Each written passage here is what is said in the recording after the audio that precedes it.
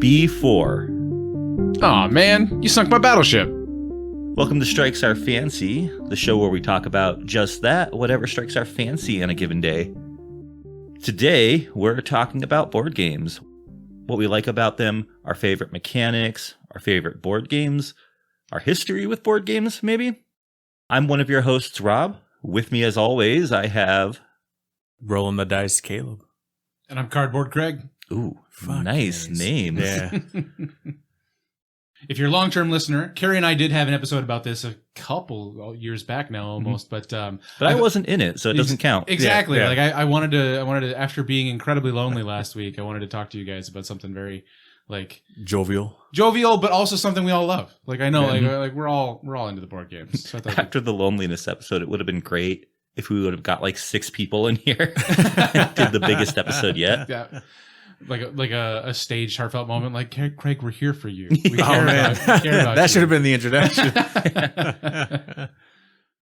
So, do the rest of us get some specialized 15-minute episodes to ourselves, or is it just special for Craig? Anytime. Okay. If you want to do that, You anytime. should just record an emergency escape hatch where if we can't do an episode, throw that 15 minutes in Yep. there. Heck Yeah. yeah. All right, I'll get that done for you. And it's going to be left in the long forgotten projects of my other projects. So, I like playing board games. Mhm. I'm not the biggest board game enthusiast. No. So I came into this friend group. Craig had offered to me very early in the friendship, let's play some board games. And in my head, I'm like, Monopoly, Scrabble.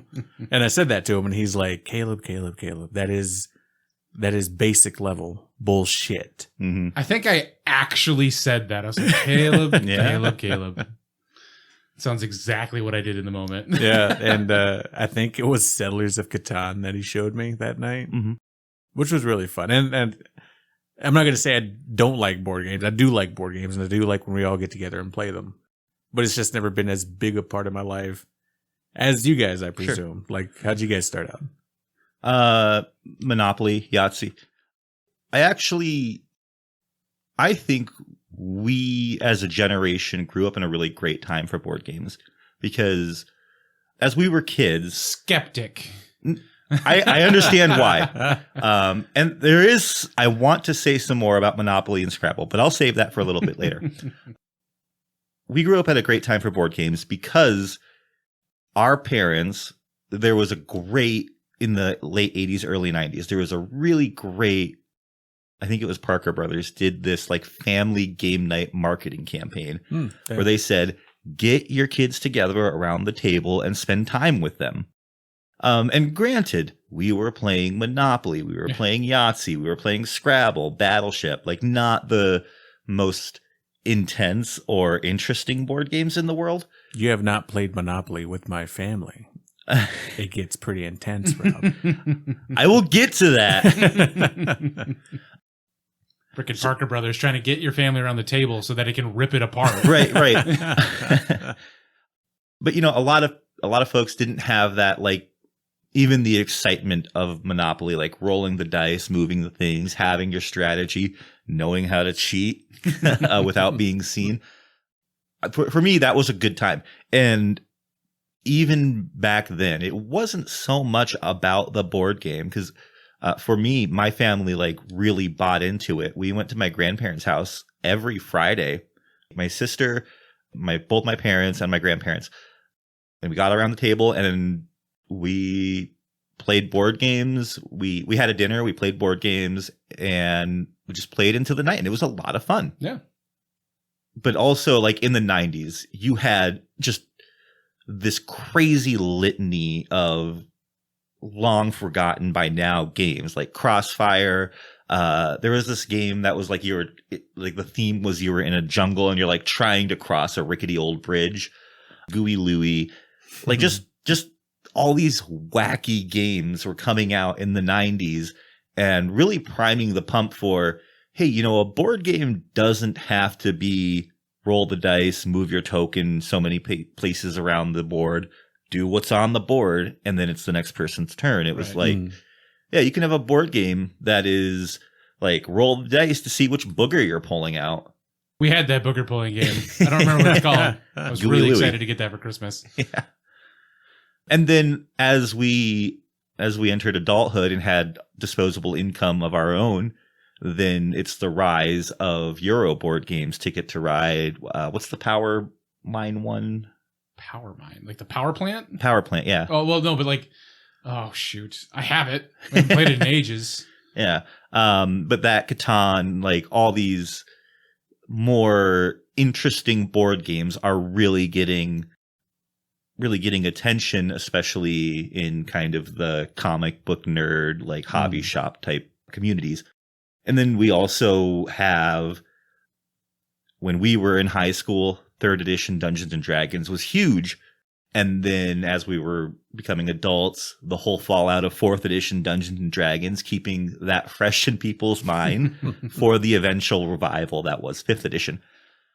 So I really do think we grew up in a kind of a golden age for board games, even though as we were kids, yes, our parents were still buying Monopoly and Yahtzee and all the games that are kind of looked down on today. Oh, I don't play Monopoly. So, Caleb, you're saying you didn't have kind of that family camaraderie growing up? Like, you guys didn't do, like, games together? I mean, They didn't spend any time. Caleb didn't see his father for 12. It was a heartbreaking time. We didn't fall for the advertisements of game nights. Rob. That We are corporate independent thinkers over here. No, we just. I mean, I suppose the thing that brought us together was always some sort of like movie or TV show as opposed to like board games. But I mean, we did. Who didn't play Monopoly as a child, or who didn't play Scrabble or whatever? But I don't know. It's not been in the or our family's history as much. And I'm not trying to call you out. I'm just, when I was growing up, that was something that I did with my brothers and my dad every now and again. But really for me, what crystallized it was I did it with my high school friends. Like that was the thing we did like every weekend was we got together and played like Monopoly or Risk. And those high school games of Risk. That never end. No one ever actually won, and no one ever was actually eliminated in the ways we played it. Like it would just, we'd play all night, and at the end we'd declare someone for the winner for having the most territory. When I was in, I think it was middle school, we had this shed that had like attic space in it. Yeah. And electricity was run to it. So me and my friends, we strung up like Christmas lights in there, and that was like our totally stereotypical kid hideout. We had an old TV and NES in there. Yeah. And yeah, we played Monopoly. We had like an ongoing game of Risk that Nice. we actually finished several times over. Wow. Because when it got too late and we were done playing, You could leave it. yeah, we left and it just stayed up there. That's great. And it's still up there to this day. Probably. I don't know what happened to that board. But I think that for me, that was some of my evolution into board games. Was again in high school that really crystallized with some of those more classics like Risk and Monopoly. But we started to dip our toes in more complicated games like Axis and Allies, and like I think Lords of Waterdeep made it to the table a couple times back then. If I'm not getting my times mixed up. So worker placement got kind of introduced to us, and then Axis and Allies, which was a war game but far more complicated than Risk, with different unit types and stuff like that. And so, but then I think I had a dry spell for, like in college. I didn't really touch board games for, I don't know, maybe 6 years from when I went to college and then dropped out and then putzed around for a few years. I don't know. I didn't continue to grow. I didn't keep continuing to involve in my board game playing. And then when I got back into it, I jumped headfirst into Euro games. Sure. So I don't really know why. I don't know. For myself, maybe looking back in hindsight, there is a gap, like where I knew these better games existed, but I still wasn't playing them. I was still reluctant. It was like a lack of people you wanted to play with. Yeah, maybe. Yeah, I think if you don't end up like with that group, especially around the turn of millennium, then you're kind of afraid to say, "Hey, do you want to play Axis and Allies?" Like you don't want to be branded as that guy in that time. Well, you guys were playing board games in high school with your friends. We were doing LAN parties. That's what I say. Fucking losers. Yeah, my friend groups, like one person had an Xbox, one person had a computer, one person had a Dreamcast. Like we didn't have enough to do LAN parties of any sort, and nobody had the hardware either. Like we didn't have hubs or any of that.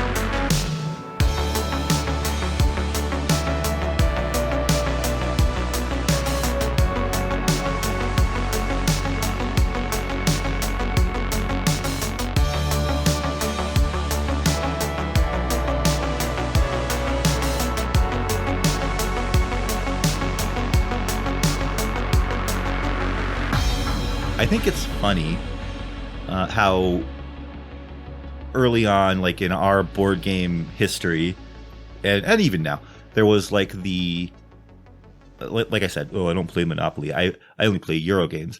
But now that attitude has kind of shifted even higher to, I don't play Catan. I don't play Ticket to Ride, because those are such simple games. Right. The intro Euro games aren't looked on kindly, I think, in some circles anymore. What's above that? So there's Power Grid. I think that's still held in pretty good regard as an intro game. Mm-hmm. I don't know if it's so much anymore, but like Pandemic was one of them. Maybe it hits a little too close to home after 2020. Well, but I think some of these intro Euro games, I think they more introduced new mechanics, like new ways, like you were saying before, Rob, new ways to think of ways to play a board game. Yeah. Like what happens after you roll the dice? Are you moving a pawn? Are you collecting resources? Are you moving like an NPC piece that is going to affect a certain area of the board or a certain player? You know, and so I think a lot of these intro games are held up in such high regard because they're typically the first to do it really well. Mm-hmm. Like they're the first to really nail that mechanic on its head. Right. And then now I think, in my opinion, some of the best board games are blending all of these mechanics together. Mm-hmm. I am a huge lover of Dune Imperium for many, many reasons, but I think the best of all of it is it's got, in my opinion, like 7 different games in it. There are 7 different core mechanics in that game that all work together like so well that to a veteran like myself, it's beautiful. But like, I hate trying to introduce that game to new players because it's like, oh, hey, it's like when I explain it to other veterans, I'm like, it's got the mechanics of Dominion and it's got the fighting of the original Dune game and it's got the deck building of something else and it's got the worker placement of Agricola. Like I can compare it to all these things and build a canvas. But when you explain it to me, when I got to bring it to someone new, it's like, okay, well, you play this kind of game over here and this other kind of game over there and an even different kind of game over on that other piece of cardboard because I bought 3 DLC packs. I think when you're explaining it to a total newbie, you really don't say you play it like this over here and this over here. You just say, okay, this is the place where you do this type of action. This is the place where you do this type of action. But I can't help but feel that way. I can't help but feel like, oh, by the way, real quick, you've never played any of these games or anything like this. I'm going to explain 7 different games to you real quick. And I think that is a problem with the board gaming community is a lot of those starter games that are the next step up from your, your Monopolies and life. A lot of people don't want to play them anymore. No. And I think it's because we played them a lot. To death. Yeah, like if you liked playing board games, you've probably played about 100,000 games of Catan. Mm-hmm. And again, I've only played probably less than 100. But has that begun to bore you guys? Like, can you not settle down for a casual game of Catan anymore without feeling bored? I can, but I don't really like Catan. Yeah? Okay. I mean, Carrie, my brother, and I have a running perpetual game of Catan going on our phones. We have an asynchronous app where we can all play together. And so, like, I live most of my life playing Catan these days, like whether I realize it or not. Yeah. Craig actually called me out once that I complain a lot while I'm playing Catan. Like I complain the whole time. Yeah, I don't think we should get it to the table as much when you're around because I can tell you don't like it. Yeah. And I feel bad. I try to hide it, but I'm apparently not very good at it because Carrie and Jody both really do like it. Yeah. So I try to hold that in, and I do have fun when we play, but it's just like it is so not my favorite. Sure, game. and I think that's totally fine. You know, Yeah. I think different. Mhm. Maybe that's a great segue into mechanics. Mhm. Do we start talking like of the board games that you've played and of you like? Caleb, I'm going to start with you. Maybe not as expansive of a repertoire of games, but like of the games you have played, which ones really stand out to you? It's the social deduction games, the ones where somebody pulls the spy card or whatever card it is, and the others around the table got to figure out who's who. Those always lead to very fun discussions, and it's always a hoot. Yeah, playing with a good group of people. Catan's always fun. Like, what is that? Resource management or something? Mm-hmm. You know, I can't think of any other game that runs that, but I'm sure you guys know plenty. But. For me, it would be the social deduction games. Yeah. Mhm. Even the, what's that one where you're all psychics and you got to work your way up the tiers? Oh, is that of looking Mysterium? Is that Mysterium? Mhm. That is hella fun too. Yeah. Yeah. where there's no secret killer in the group. There's a secret that you're trying to figure out as a group. Mhm. Yeah. Yeah. So I think just working together as opposed to opposition is always a lot of fun. I was going to say, is it the deduction element that you like? Do you like, rather than having to worry about the rules of the game or the resource management, would you rather just watch and listen to people? And you still like that in terms of an adversarial situation? Or you genuinely just like co-op games better? I think I like listening to people. It's probably just, watching people's expressions, trying to figure shit out as we go along. Sure. I think I got Rob's poker face down pat. I know Rob now. No, that's not true at all. He's always a stoic man. But I think the camaraderie that comes with, the moment you guys hone in on a different person as the spy, I love that. Especially if you're the one forcing that discussion and you're the spy. Yeah, that is always a blast. Just to really feel those strings in your hands. Yeah. I feel like I've lost the ability to play social deduction games because no matter what I say, nobody trusts me. And it's not even that they believe the opposite of what I say. It's just like whatever I say just goes into the ether because there's nobody is going to take what I say one way or the other because it's just not worth trying to figure out if I'm lying or not. I think I fall in a similar boat because then even when you're quiet, people point, "Oh, you're being really quiet over there, Rob." She's like, "Yeah," because as soon as I open my mouth, I'm accused of something. Right? Yeah. So that isn't your guys' type of favorite game, or I mean, it's still a lot of fun even when that happens. Yeah.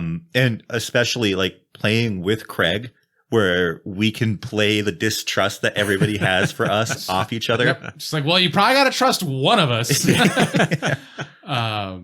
But I again, in a very similar boat as Rob, I think I get called out a lot for being distrustful, but I think it's fun to play that. Like, that's just now how I approach those games. It's like, all right, that's an extra hurdle to convincing someone of what I want, whether that's the truth or a lie, doesn't matter, but it's just So you guys will never experience this because of the distrust, but having people trust you and then betraying that trust is just as powerful. It is. Because it's happened. Yeah. That's why we've exactly. lost. Yeah. It's a long storied road that got us here, Caleb. So I'm making my way down. I do enjoy playing with Jody. For a listener, if you don't know, that's my wife. She's been on the show once. I enjoy playing social deduction games with her because she is fundamentally unreadable. Because she always plays like she doesn't know the rules fully. Mm-hmm. And it's impossible to tell when the rules finally click with her. And even once they do, like the next time you play, she'll forget something fundamental to the game. And then like you just cannot read her because she might not be lying, but then she's telling you a truth that doesn't make any sense. Or she might be lying. It's her truth. But what she's lying about is not what she thinks she's lying about. Or it is. It is exactly what she wants you to believe. Like, it is just impossible to tell. So it's like a novice chess player making nonsensical moves with a chess master. I mean, no, I would say it's more like playing online poker with a guy who always goes all in. I can see it. What about you, Craig? Favorite mechanics? Yeah, favorite mechanics? My favorite mechanic. I think for the past few years, I've been really into deck builders. Games like Dominion and now Dune Imperium, where you have a deck of cards, and from that deck you draw a hand, and what you draw empowers you to do different things, but then as you're playing the game, you're adding new cards into your deck, which let you do new things or combo things. I've really started to enjoy those, like basically being able to analyze a landscape of cards and think, okay, what's the best, most efficient fit that I can get to build a really great deck? And then once you figure that out, okay, now how do I play the game to get to that deck? I don't know, we're like 3 layers deep, and I like that. I'm awful at chess, but I like that kind of game style. I agree with that fundamentally because, like, I loved playing Magic the Gathering, right? Yeah. But that is, to build the deck you want is super expensive. But a deck building game, all the cards are there. Right.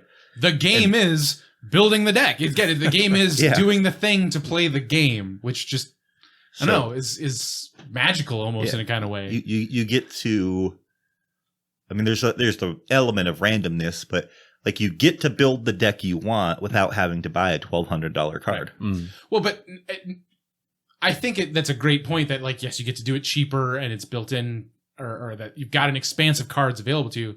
But I think it's fun. Like, basically, you get to rope other people into your deck building process. Like, because I think a lot of people don't want to necessarily play Magic. They want to talk about playing Magic. Yeah. And so it's like by playing one of these style games, you get to force other people into engaging with you as you're building your deck. Sure, yeah. I hadn't thought about it that way. Yep. Ba-da-ba-bow-bow-bow. Oh, what was that? Did you guys catch that? Ba-da-da-da-da-bow! It's time for Craig's Quiz! Are you full of shit or are you whiz? It's time to find out in Craig's Quiz! Ladies and gentlemen, welcome to my trivia game show taking place inside this podcast. Super meta. It is Craig's Quiz. This week, it's Cardboard Edition. I'm going to be asking my 2 co-hosts I here. know a lot about cardboard. I'm going to be asking them questions about cardboard, and we'll see who knows more. Oh, like literally cardboard? No. No. I have some board game related questions. Hold on. How much do you know about cardboard, Rob? Like not as much. Okay, I was going to say. That's why I was worried when he reiterated cardboard. I was like, oh no, I don't know that much about cardboard. The best answer would have been corrugated or plain. Yeah. I have ostensibly been for the last few episodes. If we're going to have a conversation about something, I should quiz you guys' knowledge on it to determine whether or not your opinion is worth listening to. You know what? That was the whole point of this podcast, was that our opinions were not worth listening to. We've dropped that tagline. We have. I never even noticed it. Yeah. We dropped the tag, and Caleb, I've learned and I've grown, and I've come to respect your opinion when it's earned. Okay. Come to respect your opinion, unless you're wrong. Yeah, okay. Which we prove with Craig's Quiz now. Unless you don't know the answers to these incredibly esoteric questions that are only tangentially related to the topic. I'm glad you understand the game, Rob, and what's at stake. Well, also, the rules are always slightly off kilter. Okay, let's go. I'm ready. When you guys come up with your own trivia board game or trivia game show, I will happily nitpick it. Okay. But anyway, diving right in, Craig's Quiz, board game edition. Round 1. Here we go. What mid-19th century tragedy was turned into a social deduction board game in 2017? The Titanic. Titanic. Wait, you said 19th century? Mid-19th century, which would be 1800 to 1900. No, Titanic was like 1917, wasn't it? I don't know. It was 1912. Okay. So, what tragedies are you guys aware of that occurred in the 1800s that was recently turned into a board game? The Great Chicago Fire. Ah, all right. Chicago Fire. Rob? The Civil War? Civil War. Interesting. All right. Before I reveal the answer, I want an answer from each of you of what does the board game version of your tragedy look like? Caleb, what does the board game version of the Chicago Fire look like? How do you play that game? I feel like the Great Chicago Fire is your character. Each player is trying to stop a fire in Chicago. I got nothing. No, what the fuck? People died, Craig. People died. Yeah.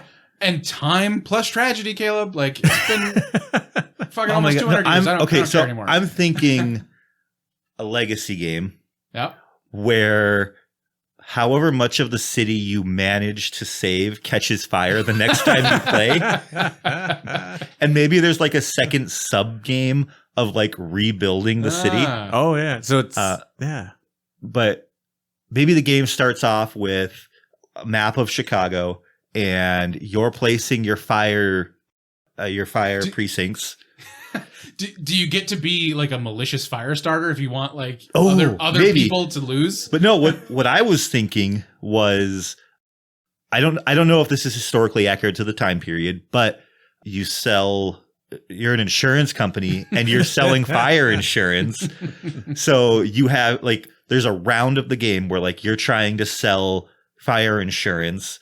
And then the fire breaks out and you're trying to protect the areas that you've insured while letting the fire spread to where other people have insured.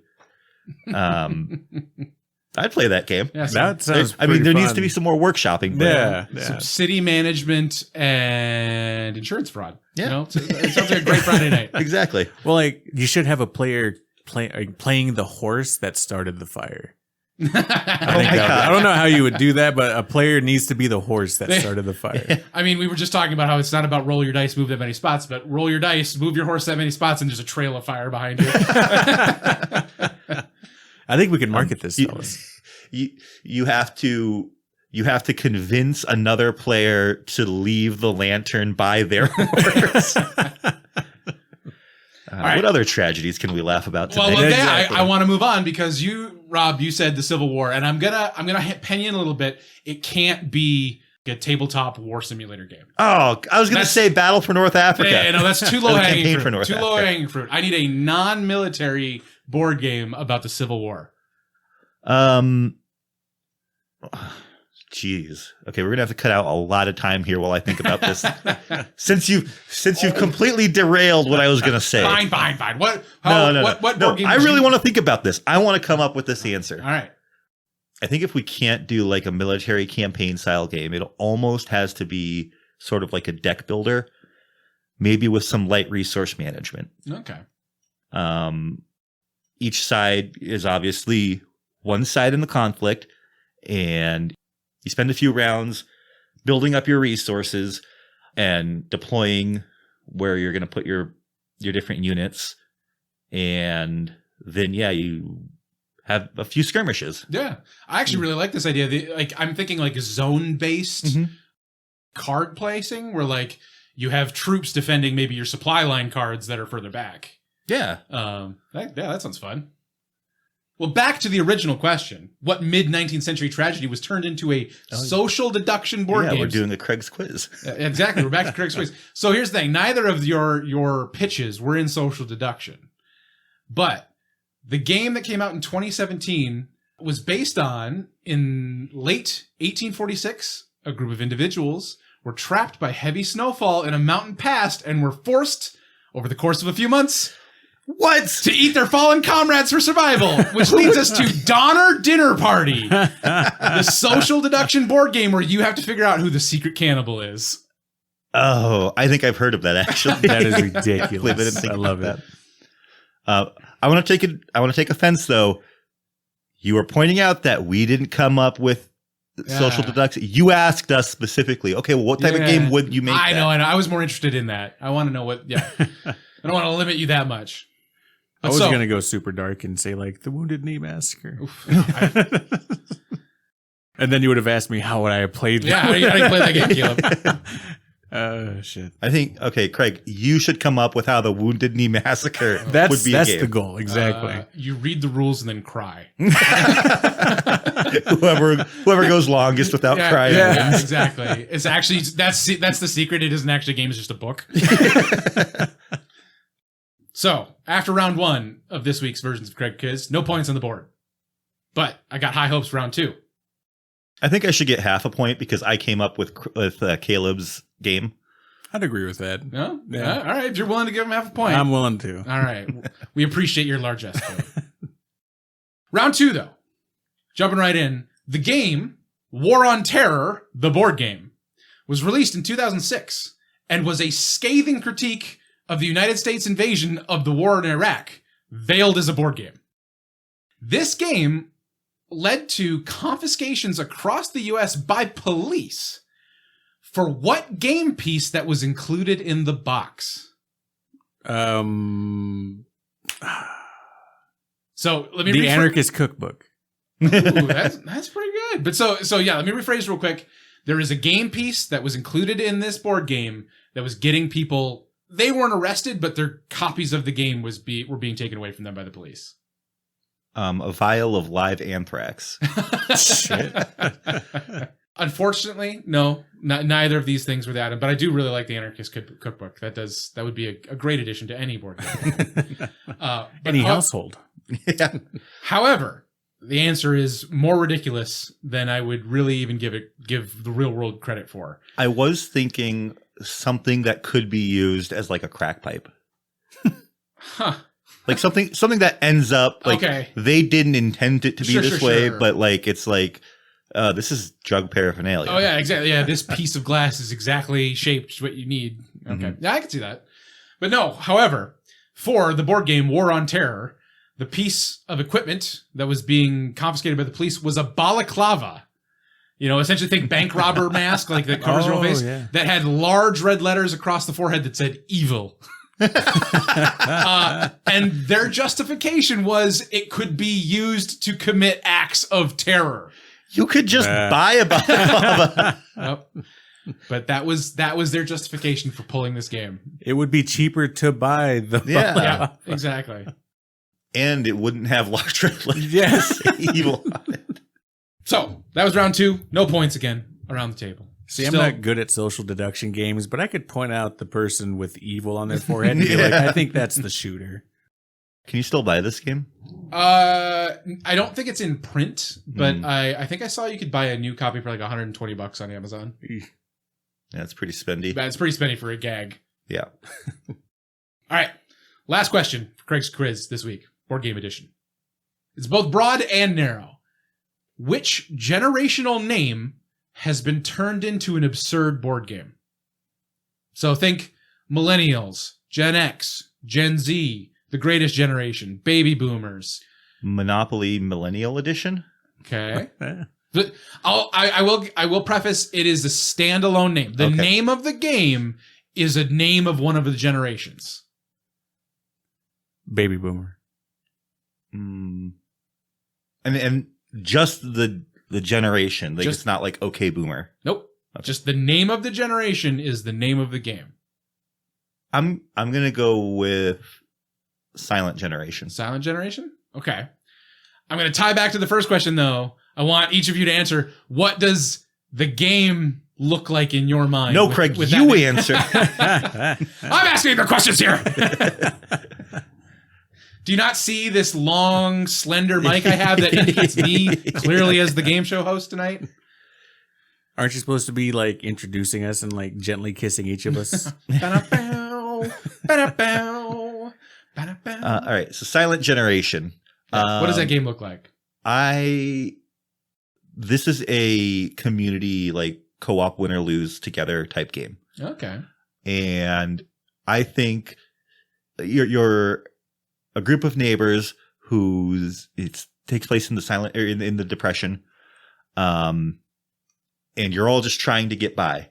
Maybe there's a mechanic where you get like $1 a week to spend among you, or $1 per turn to spend among you.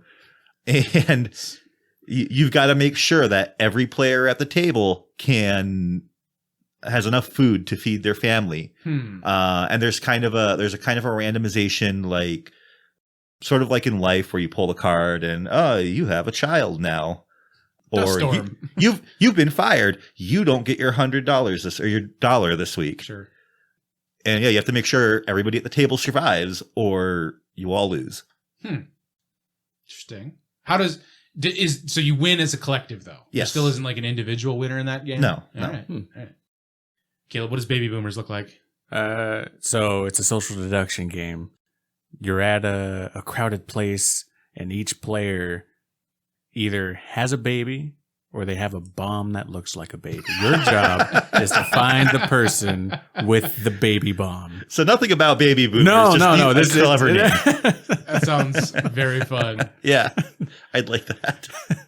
All right, Caleb, I got to give you the whole point because the game in question is called Baby Boomer. And while you aren't quite exactly right, you are eerily close to what this game is. It was released in 1989, and I'm going to just read the game's description here verbatim. Baby has a gun at the end of the hallway. Try to get Mom, Dad, or Officer Bill down the hallway before Baby bumps them off. Oh my God. This is like a horrifying version of Don't Wake Daddy. Yeah, exactly. Yep. It's Baby with a gun. Baby with a gun. So that is the end of round 3 and the end of Craig's Quiz Board Game Edition. And I got to give the victory to Caleb with a full point. Having still given Rob a point. Yep. Congratulations, Caleb. What do I get? Again, my respect and weight in my mind. An autographed copy of Baby Boomer. Oh, yeah. Will that incentivize you guys to try harder in Craig's Quiz if I start bringing prizes? Yeah. Nope. I'm a reward-minded person. You give me a reward for the good deeds. How am I supposed to know that the questions are going to be, oh, what board game released in 1989? You don't. That's half the battle, man. Have to learn every single thing about it. Like, at least the questions on Jeopardy are like kind of obvious. So as we can tell, Rob doesn't like losing. No, I'm just saying I'm not going to study for these quizzes. Well, thanks for playing Craig's Quiz anyway.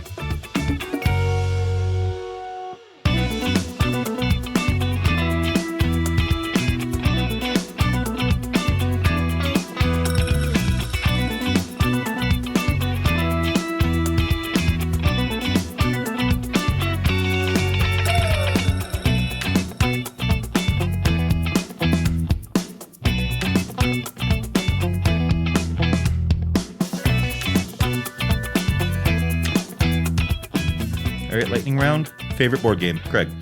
Oof. There is a very deep part in my heart that still loves Risk.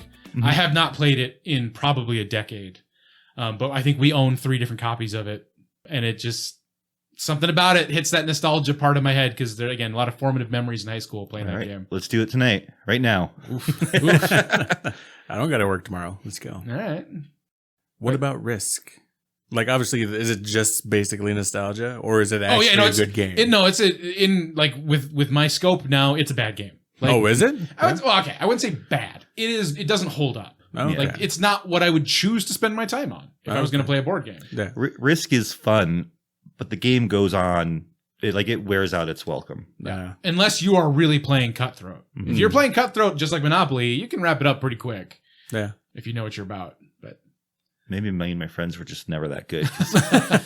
We did not pull punches, no? and games still lasted hours. Did you go for other people's cards? That's the key. Jeez, I don't remember. That's the key is you have to eliminate a player when their cards plus your cards puts you over 5 because then you immediately cash in. Get the unit rewards from that and then just keep steamrolling. Sure. Yeah. But so That was how we played Risk. When we really wanted it to be done, it was someone finally like killed someone, and then they just killed everyone else that turn because they just kept getting more cards. But that was the long-winded answer to a lightning round question. Caleb, what is your favorite board game? So I don't know what it's called, but we played it at work, and it was basically a deck of cards, and it told a story. And then as you flipped over the cards, it gave you an event to do, and it came with a bunch of really cool little mini games inside. Like one of them was like, use this card and hit it on somebody's head as if you can. And if you hit somebody's head with it, your character progresses through the story. It was really cool. I forget what it was called. But Stacy, who was here for the she was here. Yeah, what the fuck did we talk about again when she was here? Authenticity. There it is. But that was really fun because it mixed it up. It was a card game, but it was also a bunch of little mini games. So did the plot element of it, was it a kind of choose your own adventure, or was it literally like you just progressed? You choose your own adventure, and there's a definitive ending. Like you could die in the story if you make bad decisions. Cool. Because the one we played was like a superhero trying to make his way through like his secret fortress that the villain had taken over. That's cool. Nice. Rob? I think you both know the answer to this. It is Firefly. Oh, I love that game. Fun. It is so fun. It is such a titular example, though, of like, I have all the DLC and I want to play, or the DLC. I have all the expansions and I want to put them all out because it's so fun and there's so much game. But it's like trying to get someone new into that, I think, is tough. I will say, at least for Firefly, the expansions don't, one of them does, but most of them don't add new mechanics. True. It's just more game. Yeah. Yeah. Which it is interesting that when did we get into an era of expansions having to add new mechanics rather than just add more game? I think that probably goes back to the beginning of board games having expansions. Yeah. Because for the most part, especially if you're looking at like early games, like if you're looking at Catan, how are you going to add just more Catan? Like another island that there is an expansion that's basically that, but you have to add another mechanic to get there. No, it was the 5 to 6 player expansion. Yeah. It literally just makes more game. Right. But I don't think that was even the first expansion to that game. No? I don't think so. I don't know. Because I think Seafarers was the first one. I know Seafarers is the first one most people get. But yeah, I think early on in kind of more advanced board games, to sell the idea of, hey, get an expansion to this game. If it was just more cards, more whatever, maybe you could sell that, maybe.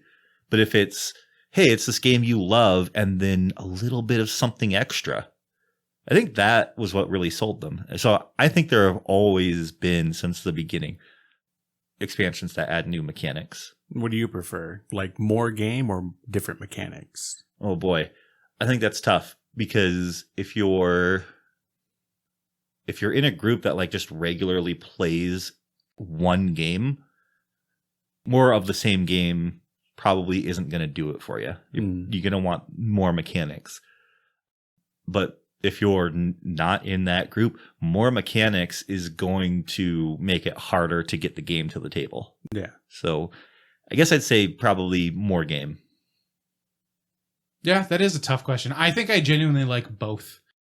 And again, I'm holding it up on a pedestal, but Dune Imperium, their first expansion, Rise of Ix, I believe, it did exactly that. It added a whole secondary board, a smaller secondary board for some new mechanics, but then it also just added more cards for the deck builder portion. Like, hey, here's just more stuff, more things that you can combo with the stuff that you know and are familiar with, which I thought was really, really fun. Is that viable for these board games to do both? Or, you look at Firefly and it just added more game.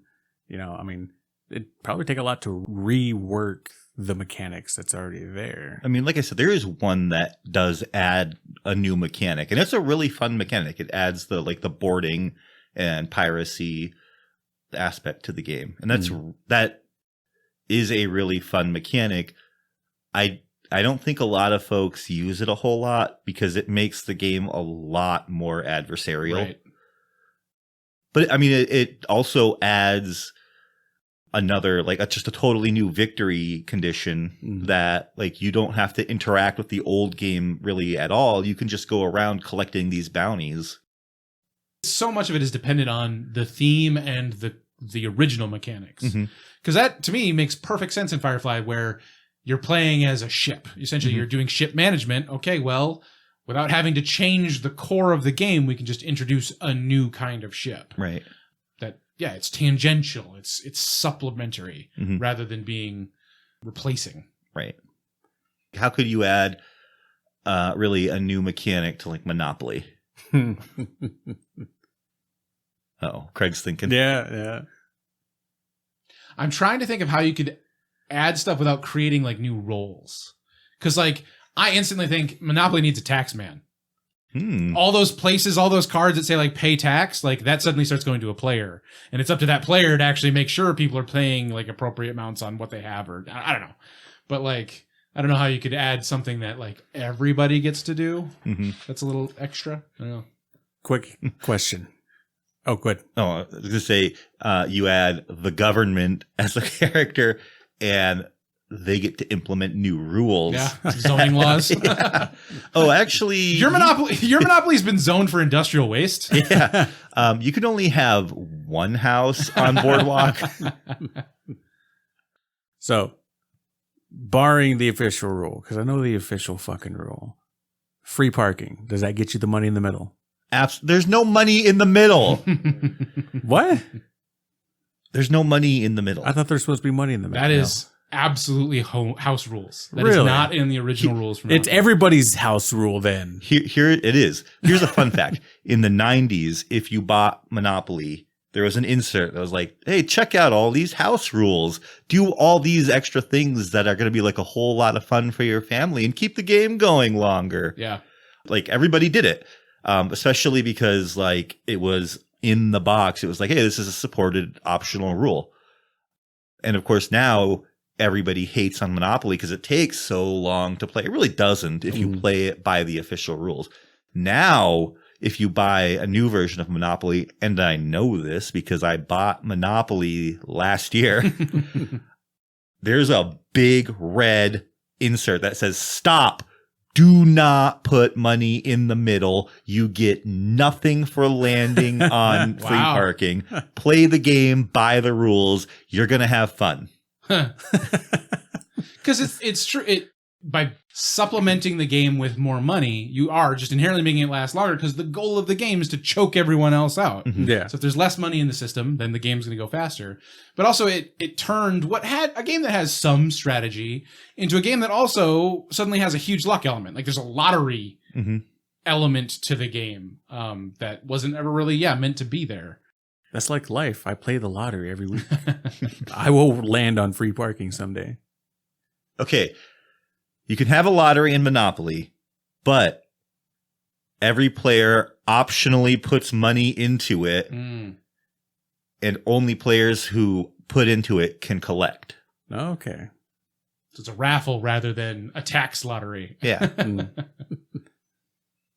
I did want to mention, it was very nice last night, the night before we recorded this. We played some board games, but it was the first time we'd done it in a while. We played card games. Yeah.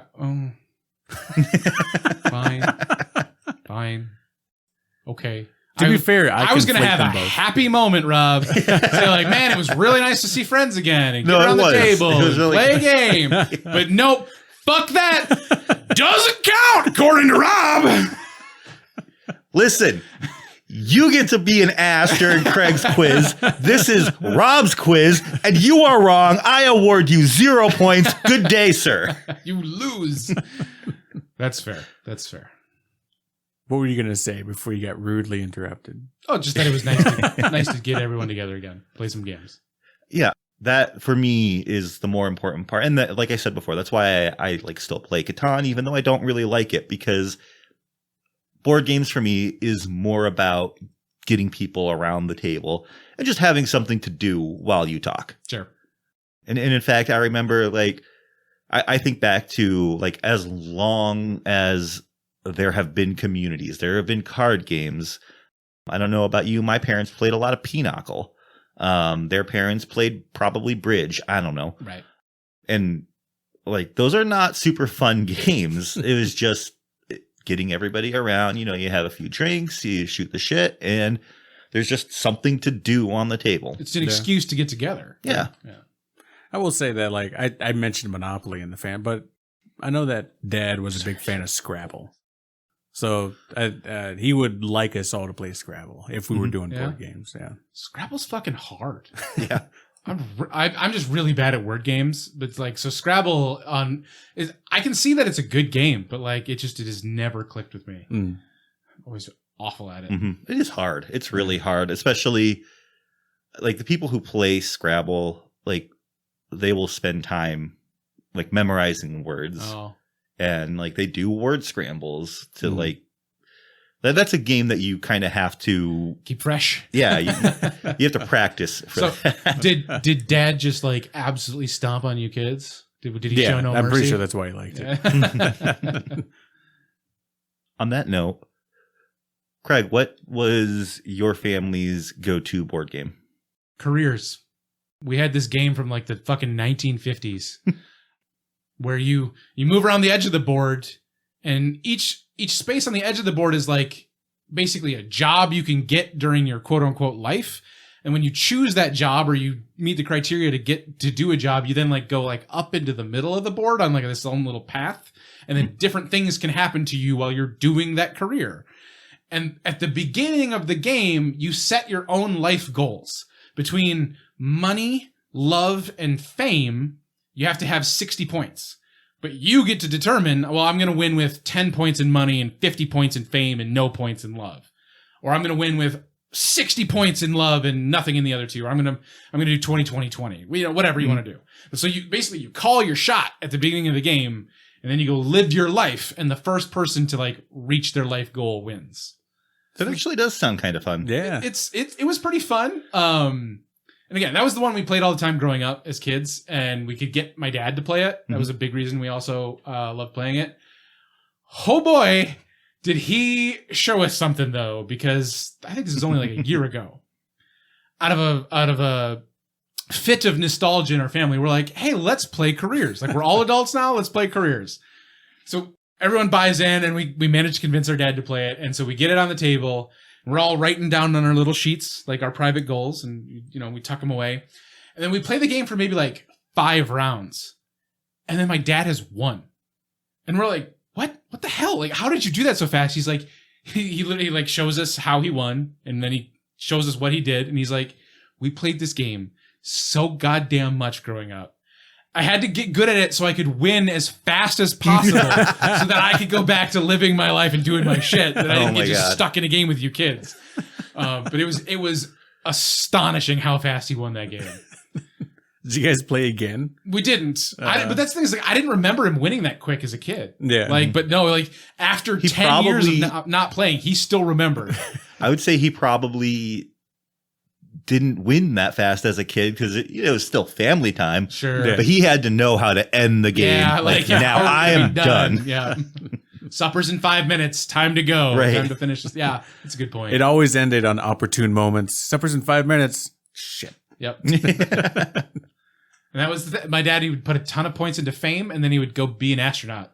Just keep being an astronaut over and over again and get a bunch of fame. Is that a secret dream of your dad's? No, that's just like, that's how he won careers. Like, that's just like, because like, again, all the different paths are different jobs. So you could be like a teacher, or you could be like an oil baron, or you could be a Hollywood star, or go to the moon.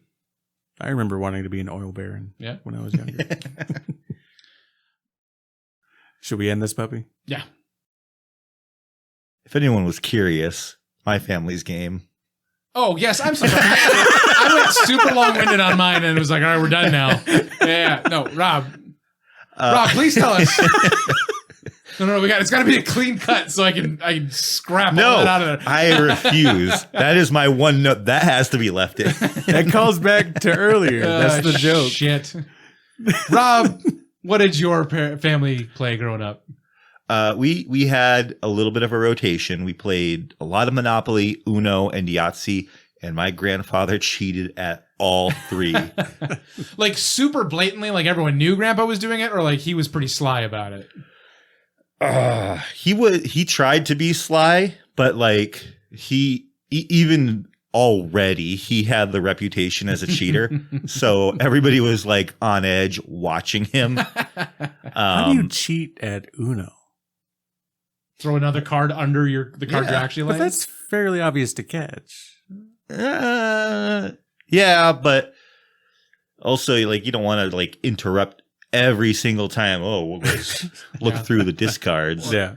Wild says draw, or you've been given a draw 4, you only draw 3. Mhm. Yeah. Yeah. Yahtzee was pretty easy. He just would write a different number on the card. Oh, he didn't even like cheat with the dice. He was just like fudging the score. Yeah, Straight up absolutely. lying on the score. Yeah. I don't remember how he cheated at Monopoly. I do know he was not allowed to be the banker. I was going to say, yeah, you're the banker. And you just scoop money out. Mm-hmm. So, your grandpa, the distrustfulness has passed down to you finally. But I don't cheat. Well, that I'll rephrase that. I do cheat at Munchkin because you're supposed to. It's in the rules. Oh, yeah. Well, so that's our discussion on board games. I think if I look at the cards, count up the points, I won tonight. Must have been because you cheated. Yeah. I absolutely did. All right. But we didn't catch you. So. Mhm. If you, listener, have any thoughts or want to share any stories about what maybe board games you love, why you love them, or your history with board games, you can reach out to us at strikesourfancy@gmail.com, TikTok, Instagram, or you can go down to the details of this episode and send us a little voice message. We'd really appreciate it. Please, we're desperate for interaction. Craig is so lonely. Exactly. So lonely. Not just talking to myself in an empty room this week. So that's our discussion. I've been one of your hosts, Rob. With me, as always, Craig's quiz winner, Caleb. An enigmatic cardboard wizard, Craig. thanks for listening, and we'll see you in a couple weeks.